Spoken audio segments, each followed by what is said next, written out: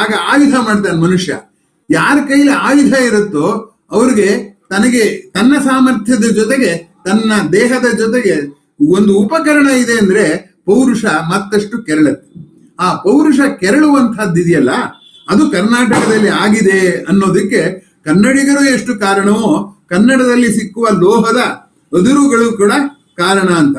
ನೀವು ಲೋಹದ ಅದಿರಿನ ಒಂದು ನಕಾಶೆ ಮಾಡಿ, ಪ್ರಸಿದ್ಧರಾದ ರಾಜರ ನಕಾಶೆ ಮಾಡಿ, ಎರಡನ್ನು ಒಂದ್ರ ಮೇಲೊಂದಿಟ್ರೆ ಅಲ್ಲೆಲ್ಲ ಲೋಹದ ಅದಿರು ಸಿಗುವಂಥದ್ದು ಕಂಡು ಬರುತ್ತೆ ಅನ್ನುವಂಥದ್ದು ಎರಡೂ ವಿಷಯದ ಪರಿಣತರಿಗೆ ಮಾತ್ರ ಗೊತ್ತೇ ಹೊರತು ಸಾಮಾನ್ಯ ಜನರಿಗೆ ಗೊತ್ತಿಲ್ಲ. ಆ ದೃಷ್ಟಿಯಿಂದ ಆದರ್ಶದ ಕೊರತೆ, ಪರಂಪರೆಯ ಕೊರತೆ ಕರ್ನಾಟಕಕ್ಕೆ ಯಾವತ್ತೂ ಇಲ್ಲ. ಹಾಗಾಗಿ ಇದನ್ನ ತುಂಬಾ ಗಮನಿಸಬೇಕಾದ್ದು. ರಾಜರಿಗೆ ಕೊಟ್ಟಿರುವ ಬಿರುದು ಕೂಡ ಅಷ್ಟೇ. ಪುಲಿಕೇಶಿಗೆ ಕೊಟ್ಟ ಬಿರುದು ಸತ್ಯಾಶ್ರಯ ಅಂತ, ಸತ್ಯಾಶ್ರಯ ಸಾಮ್ರಾಜ್ಯ ಅಂತ. ಸತ್ಯಕ್ಕೆ ಆಶ್ರಯ ಕೊಟ್ಟಿರೋನು ಅಂದ್ರೆ ವಾಸ್ತವದ ಪ್ರಜ್ಞೆ ಇಟ್ಕೊಂಡಿರುವಂಥವನು. ಆದರ್ಶದವನ್ನು ಸತ್ಯ ಅನ್ನೋದು ಬದುಕಿನ ಒಂದು ಆದರ್ಶ, ಒಂದು ಮೌಲ್ಯ. ಅದರಿಂದ ಮೌಲ್ಯಾಧಾರಿತವಾದ ರಾಜ್ಯ ಇತ್ತು ಕರ್ನಾಟಕದಲ್ಲಿ ಎನ್ನುವಂಥದ್ದು ಗಮನಿಸಬೇಕಾದ. ಇನ್ನೊಂದು ಮೌಲ್ಯವನ್ನ ನಾನು ಪ್ರಸ್ತಾಪ ಮಾಡಬೇಕು ಅನ್ನೋದಾದರೆ, ಆ ನೃಪತುಂಗ ಮಹಾರಾಜನ ಆದರ್ಶವನ್ನ ನಾನು ನಿಮ್ಮ ಮುಂದೆ ಇಡೋದಕ್ಕೆ ಪ್ರಯತ್ನ ಪಡ್ತೇನೆ. ಏನಕ್ಕಪ್ಪ ಅಂದ್ರೆ, ನೃಪತುಂಗನ ಮಗನೇ ತನ್ನ ತಂದೆಯ ವಿರುದ್ಧ ತಿರುಗಿ ಬಿದ್ದ. ಆಗ ಮಗನೆಂಬ ದಾಕ್ಷಿಣ್ಯವಿರದೆ ಅವನನ್ನ ನ್ಯಾಯಾಲಯದಲ್ಲಿ ಅವನನ್ನ ಇದನ್ನ ಮಾಡಿ ನ್ಯಾಯಾಲಯಕ್ಕೆ ಕರೆಸಿ ಅವನಿಗೆ ಮರಣದಂಡನೆಯ ಶಿಕ್ಷೆಯನ್ನು ಕೊಡುವ ಮಟ್ಟಕ್ಕೆ ಆ ನೃಪತುಂಗ ಮಹಾರಾಜ ಪ್ರಯತ್ನ ಪಟ್ಟ ಅಂತಂದಾದ್ರೆ ಆತನ ಆದರ್ಶ ಎಷ್ಟು ಮಟ್ಟಿಗಿತ್ತು ಅನ್ನುವಂಥದ್ದನ್ನ ಗಮನಿಸಿ.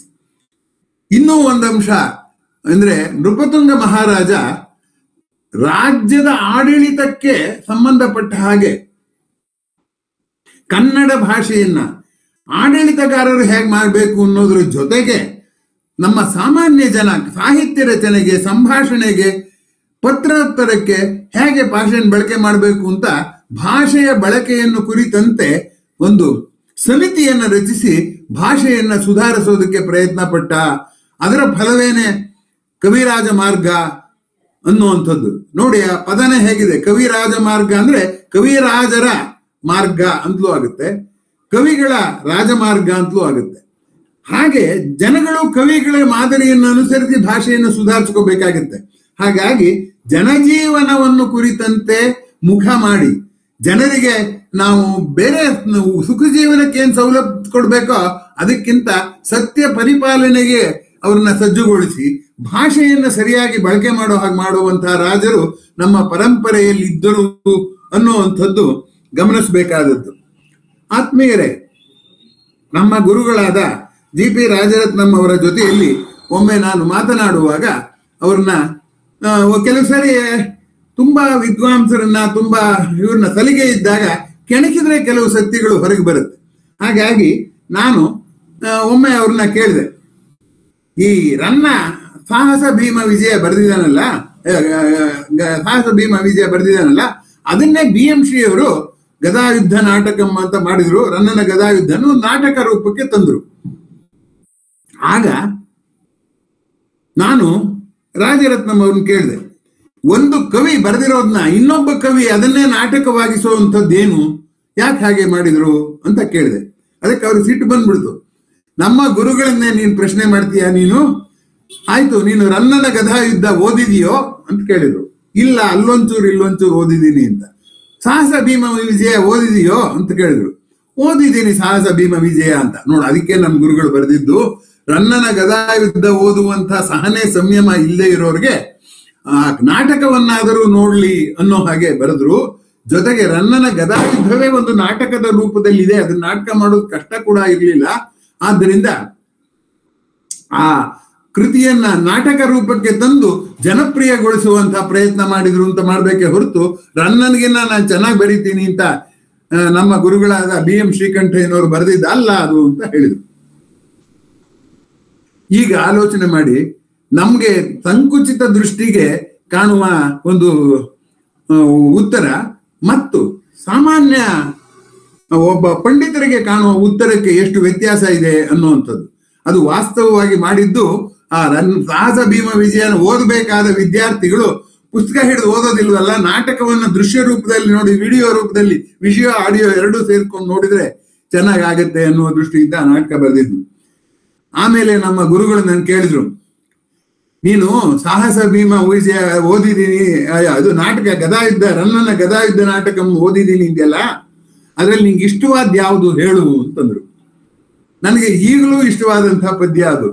ಏನಪ್ಪಾ ಅಂತಂದ್ರೆ, ಹೆಣಗಳ ರಾಶಿಯ ಮಧ್ಯದಲ್ಲಿ ದುರ್ಯೋಧನ ಹೋಗ್ತಾನೆ. ಆಗ ಅಭಿಮನ್ಯುವಿನ ಶವ ನೋಡ್ತಾನೆ. ಅಭಿಮನ್ಯು ದುರ್ಯೋಧನನ್ನ ಸಾಯಿಸಕ್ ಬಂದವನು, ವೈರಿ ಪಡೆಗೆ ಸೇರಿದವನು, ಇವನಿಗಿನ್ನ ಚಿಕ್ಕೋನು. ಆದ್ದರಿಂದ ಇವನು ಅವನಿಗೆ ಹೆದರಿ ಏನಾದ್ರೂ ಮಾಡಿ ಅವನನ್ನ ಮೋಸ ಮಾಡ್ಯಾರು ಸಾಯಿಸಿ ಅಂತ ಈ ದುರ್ಯೋಧನನೇ ಹೇಳಿದ್ದವನು. ಆದ್ರೆ ಆ ಅಭಿಮನ್ಯು ಹೇಗೆ ಹೋರಾಡ್ದ ಅಂತಂದ್ರೆ, ರಥ ಹೋಯ್ತು ಚಿಂತೆ ಮಾಡ್ಲಿಲ್ಲ, ಕೈನ ಆಯುಧ ಹೋಯ್ತು ಚಿಂತೆ ಮಾಡ್ಲಿಲ್ಲ, ಕೈ ಮೊಂಡಾಯ್ತು ಚಿಂತೆ ಮಾಡ್ಲಿಲ್ಲ, ಮೊಂಡು ಕೈಲೇನೆ ರಥದ ಚಕ್ರ ತಿರುಗಿಸಿ ಎಸೆಯುವಂತ ಕೊನೆಯವರೆಗೂ ಹೋರಾಡಿದಂಥ ಶೂರ ಅಭಿಮನ್ಯು, ಸಾವಿನ ಹಂಗಿಲ್ಲದೆ ಹೋರಾಡಿದವನು, ತನ್ನ ವೈರಿ ಆದರೆ ಅವನು. ಆದರೂ ಕೂಡ ಆ ದುರ್ಯೋಧನ ಹೇಳಿದ ಮಾತು ಹೇಗಿದೆ ನೋಡಿ, ಅಸಮಬಲಂ ಭವದ್ವಿಕ್ರಮಂ ಪೆರರ್ಗೆ. ಬೇರೆಯವ್ರಿಗೆ ನಿನ್ನ ಪೌರುಷ ಇದೆಯಲ್ಲ, ಅದು ಸಿಕ್ಕುವಂತ ಬೇರೆಯವ್ರಿಗೆ ಸಿಗುವಂಥದ್ದಲ್ಲ. ಅಭಿಮನ್ಯು ನಿನ್ನ ನಾನಿನಿತು ಪ್ರಾರ್ಥಿಪೆಂ, ನಿನ್ನಂತೆ ದೇಶಾನುವಾಸ ಮರಣಮಕ್ಕೆಗಡ ಅಂತ ಹೇಳ್ತಾನೆ. ಅದರಲ್ಲಿ ಗಮನಿಸಬೇಕಾದಂತ ಸಂಗತಿ ನೋಡಿ, ತನ್ನ ವೈರಿಯನ್ನು ಹೊಗಳ್ತಾನೆ ಅನ್ನೋದು ಒಂದು, ತನಗಿನ್ನ ಚಿಕ್ಕವನನ್ನು ಹೊಗಳ್ತಾನೆ ಅಂತ ಒಂದು. ಮುಕ್ತ ಕಂಠದಿಂದ ನಿನ್ನಂಥ ಸಾಹಸ ಇನ್ಯಾರಿಗೂ ಇರೋಕ್ ಸಾಧ್ಯವಿಲ್ಲ, ಪೆರರ್ಗೆ ಇಲ್ಲ ಅಂತ ಕೇಳ್ತಾನೆ. ಅವನನ್ನ ಪ್ರಾರ್ಥಿಸ್ಕೋತಾನೆ. ಏನಂತ? ನಿನ್ನಂತೆ ದೇಶಾನುವಾಸ ಮರಣಮಕ್ಕೆ ಗಡ, ದೇಶವೇ ತಿರುಗಿ ನೋಡುವಂಥ ಆದರ್ಶ ಅನ್ಕೊಳ್ಳುವಂಥ ಸಾವು ನನಗೂ ಕರುಣಿಸು ಅಂತ. ಅಂದ್ರೆ ಬದುಕಿಗಿಂತ ಛಲದಿಂದ ಸಾಯುವುದೇ ಮುಖ್ಯ ಅಂತ ಛಲದ ದುರ್ಯೋಧನನಿಗೆ ಕಾಣಿಸ್ತು ಅಂತ. ಇವತ್ತು ನಾವು ನಮ್ಮ ಆತ್ಮೀಯರ ಗುಣವನ್ನು ಹೊಗಳೋದಕ್ಕೆ ಹಿಂದ್ಲೇಟ್ ಹಾಕುವಂಥ ವಾಸ್ತವ ಪ್ರಜ್ಞೆಯಲ್ಲಿ ನಾವಿದ್ದೀವಿ. ಆದರೆ ಅಲ್ಲಿ ನೋಡಿದ್ರೆ ತನ್ನ ಪ್ರತಿಬಿಂಬಿಸಿರುವಂಥ ಪಾತ್ರ ಇದೆಯಲ್ಲ, ಆ ಪಾತ್ರ ಏನ್ ಮಾಡ್ತಾ ಇದೆ? ಶತ್ರುವನ್ನ, ಚಿಕ್ಕವನನ್ನ ಹೊಗಳಿ ನಿನ್ನ ಹಾಗೆ ನಾನು ಪೌರುಷದಿಂದ ಸಾಯ್ಬೇಕು ಅನ್ನುವಂಥದ್ದು ಬದುಕಿನ ಗುರಿಯನ್ನ ಹೋರಾಡೋದೇ ಹೊರತು ಗೆಲ್ಲೋದಲ್ಲ ಅನ್ನೋದನ್ನ ಹೇಳಿದೆ ಅನ್ನುವಂಥದ್ದನ್ನು ಗಮನಿಸಿದರೆ ಇವತ್ತಿನ ವಾಸ್ತವಕ್ಕೂ ಅಲ್ಲಿಯ ಆದರ್ಶಕ್ಕೂ ಎಷ್ಟು ಅಂತರ ಇದೆ.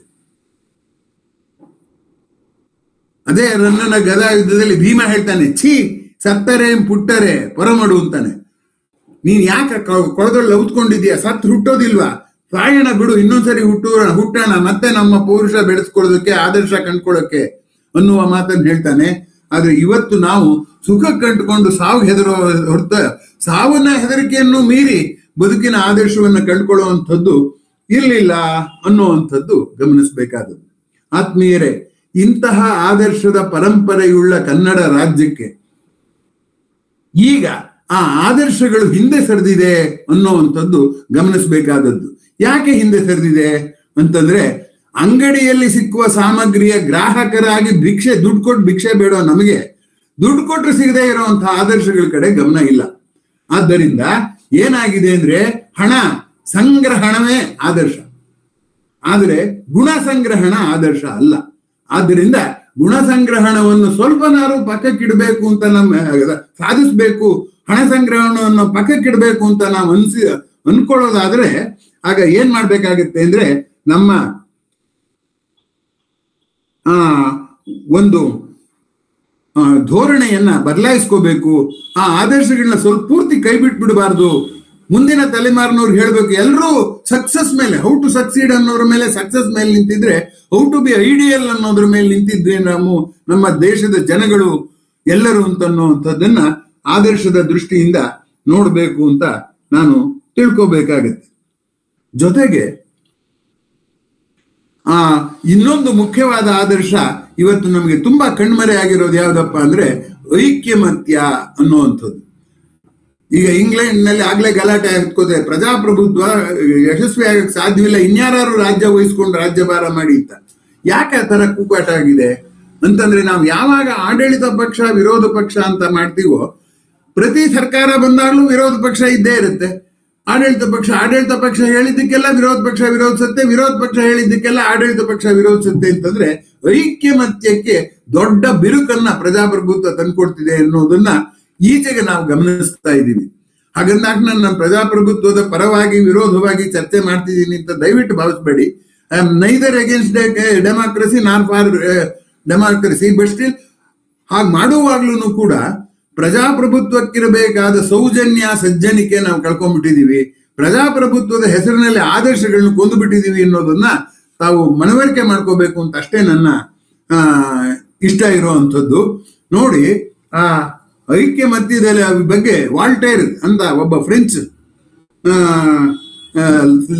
ಲೇಖಕ ಹೇಳ್ತಾನೆ, ಏನಪ್ಪಾ ಅಂತಂದ್ರೆ, ನಾನು ನಿನ್ನ ಪ್ರತಿ ಅಂಗುಲ ಅಭಿಪ್ರಾಯವನ್ನು ವಿರೋಧಿಸ್ತೀನಿ, ಆದ್ರೆ ನಿನ್ನ ಅಭಿಪ್ರಾಯ ಹೇಳೋದನ್ನ ನಾನೇ ನಿನಗೆ ಬೆಂಬಲವಾಗಿ ನಿಂತ್ಕೊಂಡು ನಿನಗೆ ಹೇಳೋದು ಸ್ವಾತಂತ್ರ್ಯ ಕೊಡ್ತೀನಿ ಅಂತ. ಆದ್ದರಿಂದ ಪ್ರೀತಿ ಅಂದ್ರೆ ಸಮಾನ ಅಭಿಪ್ರಾಯದವ್ರಿಗೆ ಚಪ್ಪಾಳೆ ತಟ್ಟೋ ಬೆನ್ನು ತಟ್ಟೋ ಕೆಲಸ ಅಲ್ಲ. ವಿಷಮ ಅಭಿಪ್ರಾಯಗಳನ್ನ, ಭಿನ್ನಾಭಿಪ್ರಾಯಗಳನ್ನ ಸಹಿಸಿಕೊಳ್ಳುವಂತ ಒಂದು ಸಹನೆ ಪ್ರೀತಿ ಎನ್ನುವಂಥದ್ದನ್ನ ನಾವು ಅರ್ಥ ಮಾಡ್ಕೋಬೇಕಾದ್ರೆ ಕರ್ನಾಟಕದ ಪರಂಪರೆಯಿಂದ ಅರ್ಥ ಮಾಡ್ಕೊಳ್ಳೋದು ಸುಲಭ, ಬೇರೆ ದೇಶದ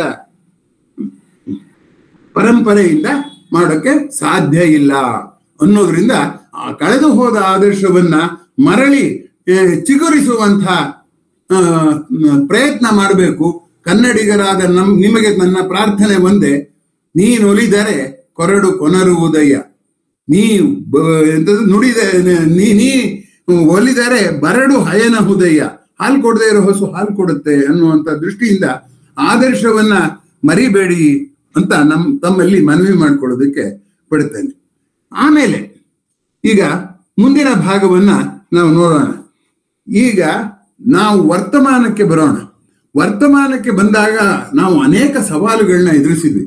ಉದಾಹರಣೆಗೆ ಬಂಗಾಳ ದೇಶದ ಜನ, ಬಂಗಾಳ ದೇಶದ ಜನ ರಾಜ್ಯದಲ್ಲಿದಲ್ಲ, ರಾಜೇಂದ್ರನಾಥ್ ಟಾಗೋರ್ ಅಂತ ವಿಜ್ಞಾನಿಗಳೆಲ್ಲ ಹುಟ್ಟಿದ್ರು.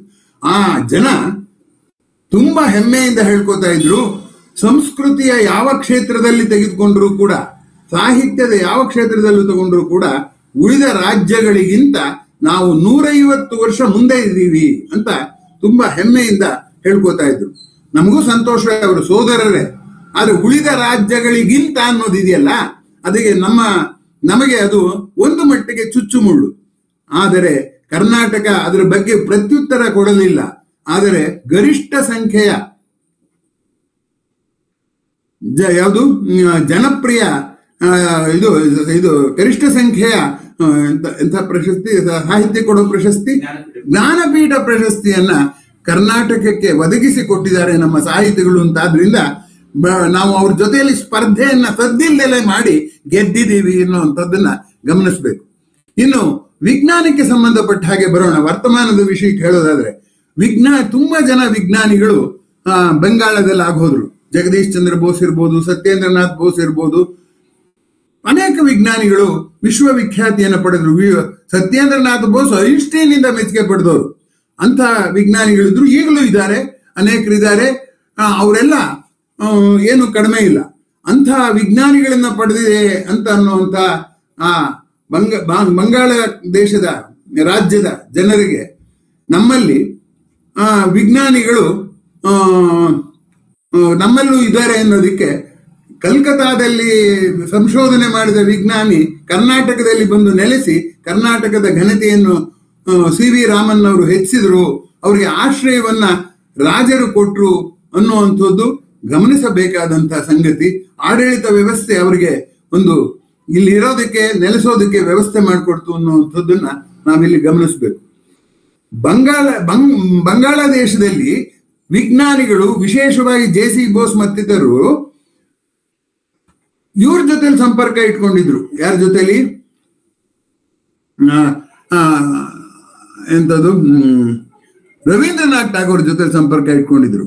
ಹಾಗಾಗಿ ಅಲ್ಲಿ ವಿಜ್ಞಾನ ಮತ್ತು ಸಾಹಿತ್ಯದ ಬೆಸುಗೆ ಆಯಿತು. ಹಾಗಾಗಿ ಬಾಂಗ್ಲಾ ಭಾಷೆಯಲ್ಲಿ ವಿಜ್ಞಾನ ಸಾಹಿತ್ಯ ವಿಪುಲ ವಿಜ್ಞಾನವನ್ನು ಜನಪ್ರಿಯಗೊಳಿಸಿದಂತಹ ಅನೇಕ ಕಾರ್ಯಗಳನ್ನ ಬಂಗಾಳ ದೇಶದಲ್ಲಿ ಆಯಿತು. ಮಹಾರಾಷ್ಟ್ರದಲ್ಲಿ ಜಯಂತ್ ನಾರ್ಲಿಕರ್ ಅವರು ಮರಾಠಿ ಭಾಷೆಯಲ್ಲಿ ಪತ್ರ ಬರೆದವ್ರಿಗೆಲ್ಲ ಉತ್ತರ ಬರೆಯುವಂತಹ ಕೆಲಸವನ್ನ ಮಾಡಿದ್ರು. ಹಾಗಾಗಿ ಪ್ರಾದೇಶಿಕ ಭಾಷೆಗೆ ವಿಜ್ಞಾನ ತರುವ ಪ್ರಯತ್ನವನ್ನ ಎಲ್ಲ ರಾಜ್ಯಗಳವರು ಮಾಡ್ತಾ ಇದ್ರು. ಹಾಗಿರುವಾಗ ನಮ್ಮ ರಾಜ್ಯದಲ್ಲಿ ಕರ್ನಾಟಕ ರಾಜ್ಯ ವಿಜ್ಞಾನ ಪರಿಷತ್ತು ಜನರಿಗೆ ವಿಜ್ಞಾನವನ್ನು ತಲುಪಿಸುವ ಅನೇಕ ಕಾರ್ಯಕ್ರಮಗಳು ಮಾಡಿ ರಾಷ್ಟ್ರ ಮಟ್ಟದಲ್ಲಿ ಮೊದಲ ಬಾರಿಗೆ ಜನಪ್ರಿಯ ವಿಜ್ಞಾನ ಬರವಣಿಗೆಗೆ ಪ್ರಶಸ್ತಿ ಪಡೀತು ಅನ್ನುವಂಥದ್ದನ್ನ ನಾವಿಲ್ಲಿ ಗಮನಿಸಬೇಕಾದದ್ದು. ಇವೆಲ್ಲ ನಮ್ಮ ಕರ್ನಾಟಕದಲ್ಲಿ, ಕರ್ನಾಟಕ ಅಂದ್ರೆ ಬರೀ ಹಾಡು ಸಾಹಿತ್ಯ ಭಾಷೆ, ನಾವು ಕನ್ನಡ ಭಾಷೆಯನ್ನ ಎಲ್ರಿಗೂ ಕಲಿಸ್ಬೇಕು ಅನ್ನುವಂಥ ಪ್ರಯತ್ನದ ಅಲ್ಲದೇನೆ ಇವೆಲ್ಲವೂ ಕೂಡ ಸದ್ದಿಲ್ಲೇ ನಮ್ಮಲ್ಲಿ ಆಗ್ತಾ ಇರುವಂತಹ ವಿಕಾಸ ಅನ್ನುವಂಥದ್ದು ನಾವಿಲ್ಲಿ ಗಮನಿಸಬೇಕಾದ್ದು. ನಾವು ಹೊಸ ವಿಕಾಸವನ್ನು ಸೃಷ್ಟಿ ಮಾಡುವ ಮೊದಲು ತಾನಾಗೇ ನಡೀತಾ ಇರೋ ವಿಕಾಸವನ್ನ ಹೆಮ್ಮೆಯಿಂದ ನೋಡ್ಬೇಕಾಗತ್ತೆ ಅನ್ನುವಂಥದ್ದನ್ನ ತುಂಬಾ ಗಮನಿಸಬೇಕಾದದ್ದು. ಹಾಗಂದಾಕ್ಷಣ ನಾವೆಲ್ಲ ಸಾಧಿಸ್ಬಿಟ್ಟಿದೀವಿ, ಇನ್ನೇನು ಮಾಡಬೇಕಾದ್ದಿಲ್ಲ ಅನ್ನುವಂಥದ್ದಲ್ಲ. ವರ್ತಮಾನದ ಸಕಾರಾತ್ಮಕ ಅಂಶಗಳಿರೋ ಹಾಗೆ ನಾವು ಯಾವುದು ನಕಾರಾತ್ಮಕ ಅಂಶಗಳಿದೆ ಅನ್ನೋದು ಮರಿಬಾರ್ದು. ಆ ನಕಾರಾತ್ಮಕ ಅಂಶಗಳನ್ನ ತಗ್ಗಿಸುವ ಕನಸನ್ನ ನಾವು ಮಾಡಬೇಕಾಗಿದೆ ಅನ್ನುವಂಥದ್ದು ತುಂಬಾ ಗಮನಿಸಬೇಕಾದಂಥದ್ದು. ನಮ್ಮಲ್ಲಿ ಈಗ ಕನ್ನಡದಲ್ಲಿ ಪ್ರಕಟ ಆಗ್ತಾ ಇರುವಂತಹ ಸಾಹಿತ್ಯ ಇದೆಯಲ್ಲ, ಅವೆಲ್ಲವೂ ಕೂಡ ಕವಿ ಕಾವ್ಯಕ್ಕೆ ಸಂಬಂಧಪಟ್ಟದ್ದೇ ಹೊರತು ಬೇರೆ ಬೇರೆ ವೃತ್ತಿಪರರಿಗೆ ಸಂಬಂಧಪಟ್ಟದ್ದು. ಬಡಗಿಗಳು, ಕಮ್ಮಾರರು ಅವರ ಅನುಭವ ಇಟ್ಕೊಂಡು ಅವರು ಬರೆದಿದ್ದಿದ್ರೆ ಆಗ ಭಾಷೆ ಇನ್ನಷ್ಟು ಸಮೃದ್ಧವಾಗ್ತಿತ್ತು. ಆದ್ದರಿಂದ ಪರಿಕಲ್ಪನೆಗಳು, ಕೌಶಲ್ಯಗಳನ್ನ ಬೇರೆ ಬೇರೆ ಕ್ಷೇತ್ರಗಳಲ್ಲಿ ಮಾಡಿದವರು ಕನ್ನಡದಲ್ಲಿ ಬರವಣಿಗೆ ಮಾಡಿಲ್ಲ. ನಾನು 50 ವರ್ಷವೂ ನಾನು ಅಧ್ಯಾಪಕರಿಗೆ ಮನವಿ ಮಾಡ್ಕೊಂಡು ಬಂದೆ, ನಿಮ್ಮ ಕಸುಬಿನ ಬಗ್ಗೆ ಒಂದು ಪುಸ್ತಕ ಬರೀರಪ್ಪ ಅಂತ. ಪುಸ್ತಕಗಳು ಬೇರೆ ಭಾಷೆಗಳಲ್ಲೂ ಕಡಿಮೆ ಇದೆ, ನಮ್ಮಲ್ಲೂ ಕಡಿಮೆ ಇದೆ, ಬೇರೆಯವ್ರಿಗಿನ್ನ ನಾವು ಬೇಗ ಮುಂದೆ ಹೋಗೋಣ, ಅದನ್ನು ಬರೀರಿ ಅಂತ ಹೇಳಿ ನಾನು ಕೇಳ್ತಾನೆ ಬಂದೆ. ಅದಾಗಿಲ್ಲ. ಆದ್ರಿಂದ ಈಗಲೂ ನಾನು, ನೀವು ಯಾವ ಕಸುಬಿನಲ್ಲಾರು ಇರಿ, ನಿಮ್ಮ ಏನು ಅನುಭವನಾರು ಇರಲಿ, ಅದು ಕನ್ನಡದಲ್ಲಿ ದಾಖಲೆ ಆದ್ರೆ ಕನ್ನಡ ಸಮೃದ್ಧವಾಗುತ್ತೆ ಹೊರತು ಒಂದು ಬಗೆಯ ಬರವಣಿಗೆ ಮಾಡೋದ್ರಿಂದ ಕನ್ನಡ ಉದ್ಧಾರ ಆಗೋದಿಲ್ಲ ಅನ್ನುವಂಥದ್ದು ಈಗ ನಾನು ನಿಮ್ಮ ಮುಂದೆ ವರ್ತಮಾನವನ್ನು ಅಧ್ಯಯನ ಮಾಡಿಕೊಳ್ಳುವಂಥ ಮನವಿ. ಕ್ಷೇತ್ರವಾರು ಪ್ರಗತಿ ಆಗಬೇಕು ಅನ್ನುವಂಥದ್ದು. ಕೀಳರಿಮೆಯನ್ನು ನಾವು ಕಳ್ಕೋಬೇಕು ಸಾಧ್ಯ ಆಗೋದು ಕನ್ನಡದಲ್ಲಿ ಯಾವ್ಯಾವ ವೃತ್ತಿಗೆ ಸಂಬಂಧಪಟ್ಟ ಸಾಹಿತ್ಯ ಎಷ್ಟು ಮಟ್ಟಿಗಿದೆ ಅಂತ. ಆಡಳಿತದಲ್ಲಿ ಕನ್ನಡ ತರೋದನ್ನ ಸರ್ಕಾರ ಮಾಡ್ತಾ ಇದೆ, ಬಟ್ ಬೇರೆ ಬೇರೆ ಕ್ಷೇತ್ರಗಳಲ್ಲಿ ಸಾಹಿತ್ಯ ತರುವಂಥದ್ದು ಕನ್ನಡದಲ್ಲಿ ಆಗ್ತಾ ಇದೆ. ಆದ್ರೆ ಇನ್ನೂ ಆಗೋದಕ್ಕೆ ವಿಪುಲವಾದ ಅವಕಾಶ ಇದೆ ಅನ್ನುವಂಥದ್ದು ಗಮನಿಸಬೇಕಾದ್ದು. ಇಲ್ಲಿ 2 ಅಂಶ ಗಮನಿಸಬೇಕು. ಕ್ಷೇತ್ರವಾರು ಪ್ರಗತಿಯೂ ಆಗ್ಬೇಕು, ತೋಟಗಾರಿಕೆಯಲ್ಲಿ ಏನೇನೋ ಹೊಸ ಹೊಸ ಸಾಧನೆನೂ ಆಗ್ಬೇಕು. ಆ ಪ್ರಗತಿಯಲ್ಲಿ ಕನ್ನಡದ ಸೇರ್ಪಡೆಯೂ ಆಗಬೇಕು. ಪ್ರಗತಿ ಆದ್ರೂ ಅದು ಕನ್ನಡಕ್ಕೆ ಒಳಿತೆ. ಆ ಪ್ರಗತಿಯು ಕನ್ನಡದಲ್ಲಿ ನಿರೂಪಣೆ ಆದ್ರೆ ಕನ್ನಡಕ್ಕೆ ಒಂದು ಒಳ್ಳೆಯ ಅಗತ್ಯ ಅಂತ ನಾನು ಭಾವಿಸ್ಕೊಂಡಿದ್ದೀನಿ. ಹಾಗೇನೆ ಪರಸ್ಪರ ವಿನಿಮಯ ಮಾಡಿಕೊಂಡಾಗಲೇ ಬಾಂಧವ್ಯ ಬೆಳೆಯೋದು. ಹಾಗಾಗಿ ಬೇರೆ ಭಾಷೆ ಮಾತಾಡುವ ಜನರಿಗೆ ನಮ್ಮ ಭಾಷೆಯಲ್ಲಿ ಏನಿದೆ ಅನ್ನೋದನ್ನ ನಾವು ಹೇಳುವಂತಹ ಕೆಲಸ ಆಗ್ಬೇಕು. ಆದ್ರೆ ಈಗ ನಾವು ಮಾಡ್ತಿರೋ ಕೆಲಸ ಏನು ಅಂದ್ರೆ, ಕನ್ನಡ ಬರದೇ ಇರೋರು ಕನ್ನಡ ಕಲ್ತ್ಕೊಳ್ಳಿ, ಇಲ್ಲಿ ಬಡದ್ ಬಿಡ್ತೀವಿ, ನೀವು ಕನ್ನಡ ಮಾತಾಡೋದನ್ನ ಕಲ್ತ್ಕೊಳ್ಳಿ ಅಂತ ಒಂದು ತಳಮಟ್ಟದ ಒಂದು ಚಳವಳಿ ಆಗ್ತಾ ಇದೆಯಲ್ಲ, ಅದಾಗಬಾರ್ದಂತಲ್ಲ, ಅದಾಗಬೇಕು. ಆದ್ರೆ ಅದಷ್ಟೇ ಸಾಕಾಗೋದಿಲ್ಲ ಅಂತ ನಾನು ಹೇಳಕ್ ಹೊರಟಿದ್ದು. ಯಾಕಪ್ಪ ಅಂತಂದ್ರೆ ಅದ್ರ ಜೊತೆಗೆ ನಾವು ಕೂಡ ನಮ್ಮ ಕನ್ನಡವನ್ನ ಸಮೃದ್ಧಗೊಳಿಸ್ಬೇಕು. ನನ್ನ ಕನ್ನಡದಲ್ಲಿ ನಮ್ಮ ಹಿರಿಯರು ಹೇಳಿದ ಕಾವ್ಯದ ಸಾಲುಗಳು, ಗಾದೆಗಳು, ನುಡಿಗಟ್ಟುಗಳು ಬೆಳಿಬೇಕು. ನಾನು ಇತ್ತೀಚೆಗೆ ಈ ಫೇಸ್ಬುಕ್ ಗಮನಿಸಿದಾಗ ಸಾಮಾನ್ಯ ಪದಗಳನ್ನೇ ಕೂಡ ನಾವು ಅರ್ಥ ಮಾಡ್ಕೊಂಡಿಲ್ಲ. ನಮ್ಮ ಕನ್ನಡವನ್ನು ನಾವು ಉಪೇಕ್ಷಿಸಿ ಬರೇ ಭಾಷೆ ಮಾತಾಡೋದ್ರ ಬಗ್ಗೆ ಮಾಡ್ತಾ ಇದ್ರೆ, ಈಗ ನೋಡಿ ನುಡಿ ಹಬ್ಬ ಸಾಹಿತ್ಯ ಸಮ್ಮೇಳನ ಕೂಡ ನುಡಿ ಹಬ್ಬ ಅಂತ ಕಳೆದಿರೋದ್ರಿಂದ ಭಾಷೆಯ ಮಟ್ಟಕ್ಕೆ ಅದನ್ನ ಆ ಚಳುವಳಿನ ಇಳಿಸಿರೋದು ಸರಿಯೇ. ಆದ್ರೆ ಕೆಲವರಾದ್ರು ಪರಿಣತರಾದವರು ಅದನ್ನ ಇನ್ನೂ ಮೇಲಿನ ಮಟ್ಟಕ್ಕೆ ಏರಿಸಬೇಕಾದಂಥ ಅಗತ್ಯ ಇದೆ ಅಂತ ನಾನಾದ್ರೂ ಭಾವಿಸ್ಕೊಂಡಿದ್ದೇನೆ. ಆತ್ಮೀಯರೇ, ಈ ಬಗ್ಗೆ ಎಲ್ಲರೂ ತಮ್ಮ ತಮ್ಮ ಕ್ಷೇತ್ರದಲ್ಲಿ ಏನು ಮಾಡಿದಿರೋ ವೈಯಕ್ತಿಕ ಜೀವನನೇ ಆಲೋಚನೆ ಮಾಡೋದು ಬಿಟ್ಬಿಟ್ಟು ಸಾರ್ವತ್ರಿಕ ಚಿಂತನೆ ಮಾಡಿ ನನ್ನ ಕಸುಬಿನ ಬಗ್ಗೆ ಬೇರೆ ಕಸುಬಿನವರಿಗೆ ಹೇಳಿಕೊಳ್ಳಬೇಕಾದಂತ ಸಾಹಿತ್ಯ ರಚನೆ ಆಗ್ಬೇಕಾಗಿದೆ ಅನ್ನುವಂಥದ್ದನ್ನ ನೀವು ಒಪ್ಕೋತೀರಾ ಅಂತ ನಾನು ತಿಳ್ಕೊಂಡಿದ್ದೀನಿ. ಆದ್ರಿಂದ ಅನುವಾದದ ಕ್ರಿಯೆ ತುಂಬಾ ತೀವ್ರವಾಗಿ ಬೇರೆ ಭಾಷೆ ಜೊತೆಲಿ ಆದರೆ ಬೇರೆ ಭಾಷೆಯ ಜೊತೆಯಲ್ಲಿ ವಿನಿಮಯ ಮಾಡೋದಕ್ಕೆ ಕೂಡ ಸಾಧ್ಯ ಆಗುತ್ತೆ ಅನ್ನುವಂಥದ್ದು ಗಮನಿಸಬೇಕಾದ್ದು. ಈಗ ನಾವು ಕನ್ನಡದ ಬೇರೆ ಬೇರೆ ಕ್ಷೇತ್ರಗಳನ್ನ ಗಮನಿಸಿದರೆ ಕೆಲವು ಕ್ಷೇತ್ರಗಳಲ್ಲಿ ನಾವು ಪ್ರಗತಿ ಸಾಧಿಸಿದೀವಿ. ಈಗ ವ್ಯೋಮ ಕ್ಷೇತ್ರದಲ್ಲಿ ಪ್ರಪಂಚದ ಮುಂದುವರೆದ ರಾಷ್ಟ್ರಗಳಿಗಿಂತ ನಾವು ಸಾಧನೆ ಮಾಡಿದೀವಿ. ಅದು ಕರ್ನಾಟಕದಲ್ಲಿ ಇದೆ ಅಂದ್ರೆ ಅದು ಕನ್ನಡಿಗರ ಸಾಧನೆಯಕ್ಕಿನ್ನ ಆ ಸಂಸ್ಥೆ ಇದೆಯಲ್ಲ, ಆ ಸಂಸ್ಥೆ ಅಕಸ್ಮಾತ್ ಬೇರೆ ರಾಜ್ಯದಲ್ಲಿ ಇದ್ರೆ ಆ ರಾಜ್ಯದಲ್ಲಿ ಆಗ್ತಿತ್ತು. ಅದು ಸರ್ಕಾರನೂ ಮಾಡಬೇಕಾಗುತ್ತೆ, ಜೊತೆಗೆ ಸಾರ್ವಜನಿಕರು ಮಾಡಬೇಕಾಗುತ್ತೆ ಅನ್ನುವಂಥದ್ದು ಗಮನಿಸಬೇಕಾದ್ದು. ಅನೇಕ ವಿಷಯಗಳಲ್ಲಿ ಇನ್ನೂ ತುಂಬಾ ಪ್ರಗತಿ ಆಗಬೇಕಾಗಿದೆ. ಸರಿಯಾದ ನಿಘಂಟುಗಳು ವಿಷಯವಾರು ಇಲ್ಲ. ನಾನು ಲೋಕಸೇವಾ ಆಯೋಗದಲ್ಲಿ ಪ್ರಶ್ನೆ ಪತ್ರಿಕೆಗಳನ್ನ ಅನುವಾದ ಮಾಡಕ್ ಹೋದಾಗ ನಾನು ಅನ್ಕೊಂಡಿದ್ದೆ ವಿಜ್ಞಾನದಲ್ಲಿ ಒಂದು 4-5 ಇದು ಭಾಷಾಂತರ ಮಾಡೋಕೆ ಪೂರಕವಾದಂತಹ ನಿಘಂಟುಗಳು ಬಂದಿವೆ. ಆದ್ರೆ ನಿಘಂಟು ವಿಶ್ವಕೋಶ ಬಂದಿದೆ ಬೇರೆ ಭಾಷೆಯಲ್ಲಿ, ಅದ್ರಲ್ಲಿ ಹೊಂದಾಣಿಕೆ ಇಲ್ಲ, ವಿಜ್ಞಾನದ ಸಮಸ್ಯೆ ಅಂತ ಅನ್ಕೊಂಡಿದ್ದೆ. ಆಮೇಲೆ ಅಲ್ಲಿ ಹೋಗಿ ನೋಡಿದಾಗ ಅನೇಕ ವಿಷಯ, ವಾಣಿಜ್ಯ ವಿಷಯ, ಅರ್ಥಶಾಸ್ತ್ರದ ವಿಷಯದಲ್ಲಿ ಈ ವಿಶ್ವಕೋಶಗಳಾಗಲಿ ಅಥವಾ ಭಾಷಾಂತರ ಮಾಡೋಕೆ ಪೂರಕವಾದಂತಹ ನಿಘಂಟಾಗ್ಲಿ ಶಬ್ದಕೋಶಗಳಾಗ್ಲಿ ಇಲ್ಲದೆ ಇರೋದು ನಾನು ಗಮನಿಸಿದೆ. ಹಾಗಾಗಿ ಇಲ್ಲಿಗಿನ ಅಲ್ಲಿ ಸುಲಭ ಮಾಡೋದು, ಆದ್ರೆ ಮಾಡುವ ಪ್ರಯತ್ನ ಆಗಿಲ್ಲ. ದೃಷ್ಟಿಯಿಂದ ಅನುವಾದ ತೀವ್ರವಾಗಬೇಕಾದ್ರೆ ನಿಘಂಟು ವಿಶ್ವಕೋಶಗಳು ತೀವ್ರ ಸಂಖ್ಯೆಯಲ್ಲಿ ಬರಬೇಕು ಅನ್ನುವಂಥದ್ದು. ಬಂದಿರುವ ವಿಶ್ವಕೋಶನು 10 ವರ್ಷ ಆಯಿತು ಅಂದ್ರೆ ಮತ್ತೆ ಅದನ್ನ ಮರುಪರಿಶೀಲನೆ ಮಾಡಬೇಕು. ಮಾಡದೇ ಇದ್ರೆ ಏನಾಗುತ್ತೆ ಅಂದ್ರೆ ಅದು ಹಳೇದೇನಿರುತ್ತೋ ಹಾಗೆ ಉಳ್ಕೊಂಡಿರುತ್ತೆ ಹೊರತು ಆ ಅಪ್ಡೇಟಿಂಗ್ ಅಂತಾರಲ್ಲ, ತಹಲ್ವರೆಗೆ ನಾವು ಇಲ್ಲಿಯವರೆಗೆ ಏನಾಗಿದೆ ಅದನ್ನ ಸೇರಿಸ್ಬೇಕು. ಈಗ ಉದಾಹರಣೆಗೆ ಸಾಹಿತ್ಯ ಪರಿಷತ್ತಿನ ನಿಘಂಟಿನಲ್ಲಿ ನವಗ್ರಹಗಳು ಅಂದ್ರೆ ಈಗಲೂ ರಾಹುಕೇತು ಅಂತ ಹೇಳ್ತಾರೆ ಹೊರತು ಈಗ ವಿಜ್ಞಾನದ ಪರಿಕಲ್ಪನೆಯಿಂದ ಈ 9 ಗ್ರಹಗಳು ಬೇರೆ ಅನ್ನುವಂಥದ್ದನ್ನು ಅದಕ್ಕೆ ಸೇರ್ಪಡೆ ಮಾಡೇ ಇಲ್ಲ. ಹಾಗಾಗಿ ವಿವಿಧ ಕ್ಷೇತ್ರಗಳ ಜನರು ತಮ್ಮೆಲ್ಲ ವೊಕ್ಯಾಬುಲರಿ ಅಥವಾ ತಮ್ಮ ಜ್ಞಾನ ಸಾಮರ್ಥ್ಯವನ್ನು ಸಮಗ್ರೀಕರಿಸಿ ಮಾಡುವ ಪರಿಷ್ಕರಣವೂ ಕೂಡ ಆಗಬೇಕಾಗಿದೆ ಅಂತ ನಾನು ಭಾವಿಸ್ಕೊಂಡಿದ್ದೀನಿ. ಆದ್ದರಿಂದ ಇಲ್ಲಿ ಇವೆಲ್ಲ ಹೀಗಾಗ್ಬೇಕು ಅಂತ ಪಟ್ಟಿ ಮಾಡೋದ್ರಿಂದಲೂ ಆ ಕೆಲಸ ಆಗಲ್ಲ. ಯಾಕೆಂದ್ರೆ ನನ್ನ ಕನಸನ್ನ ಮಾತಾಗಿಸೋದು ಸುಲಭ, ಕನಸನ್ನ ನನಸಾಗಿಸೋದು ಸುಲಭ ಕಷ್ಟ.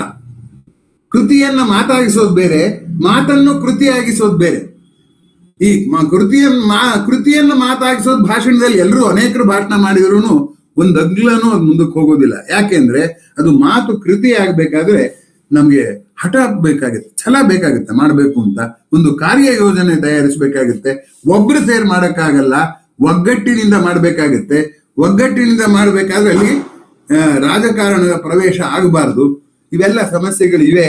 ಇವುಗಳ ಮಧ್ಯದಲ್ಲಿ ನಾವು ಇದೆಲ್ಲ ಸಮಸ್ಯೆಗಳಿಗೆ ಹೆದರ್ಕೊಂಡ್ಬಿಟ್ರೆ ಕನಸು ನನಸಾಗೋದೇ ಇಲ್ಲ. ಸೋಲಿನಲ್ಲೂ ಸೊಬಗು ಕಾಣುವಂಥ ಒಂದು ತೀವ್ರ ಪ್ರಯತ್ನ ನಮ್ಮಲ್ಲಿ ಆಗಬೇಕಾಗಿದೆ ಅಂತ ನಾನು ತಮ್ಮಲ್ಲಿ ಮನವಿ ಮಾಡ್ಕೋತೀನಿ.